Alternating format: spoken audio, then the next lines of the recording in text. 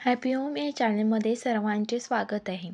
तर सँडविच बनवण्यासाठी लागणारी चटणी आपण बनवतोय. तर ही चटणी दाटसर अशी होते. दाटसर होण्यासाठी मी इथे काही टिप्स दिलेल्या आहेत व रंगही बदलत नाही यासाठी ही टिप्स दिलेल्या आहेत. तर इथे मी चणा डाळ म्हणजेच फुटाण्याची डाळ, तर इथे मी साधारणतः 4 चमचे घेतलेले आहे. पुदिन्याची पाने 1 वाटी, अर्धा कप कोथिंबीर, त्यानंतर 1 चमचा जिरे, 1 चमचा चाट मसाला, सेंधव मीठ 1 चमचा. आता हे सर्व जिन्नस आपण मिक्सरमध्ये फिरवून घेऊ.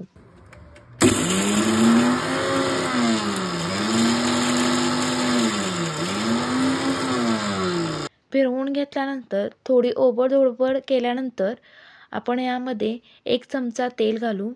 तेल घातल्याने काय होतं तर आपल्या चटणीला पाणी सुटत नाही.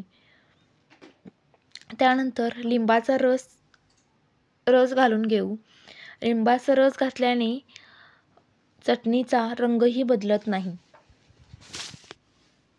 त्यानंतर आपण थोडेसे पाणी घालून मिक्सरमध्ये फिरवून घेऊ. इथे मी एक हिरवी मिरची घातलेली आहे. तो व्हिडिओ स्किप झाले त्यासाठी सॉरी. तर आपली अशी हिरवी मिरची घातल्यानंतर मी संपूर्ण चटणी मिक्सरला फिरवून घेतलेली आहे. तर तयार झाली आपली दाटसर अशी सँडविच चटणी. तर सँडविच तयार करून घेऊ. ब्रेड घेऊन दोन्ही साईडला सँडविच चटणी लावून घ्यायची आहे. एका ब्रेडवर आपण चीजचे सॅलेड ठेवायचे आहे. तर एका ब्रेडला आपण सँडविच चटणी लावलेली आहे. तसेच त्याच्यावर सर्व आपण म्हणजे कांदा, टोमॅटो, काकडी याचे पीस घालून घ्यायचे आहेत. त्यानंतर त्याच्यावरती तुम्ही चाट मसाला भुरभुरायचा आहे. चाट मसाला भुरभुरला तर तुम्ही भाजलेले जिरेपूड देखील भुरभुरू शकता. काळी मिरीपूडसुद्धा भुरभुरू शकता.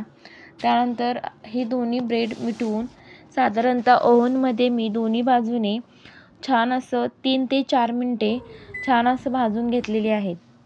त्यानंतर तुम्ही एका पॅनमध्ये दोन्ही साईडला भाजला तरी चालेल.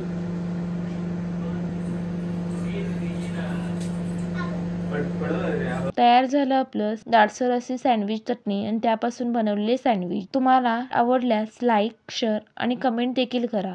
आणि हो, न विसरता सबस्क्राईब करा. धन्यवाद.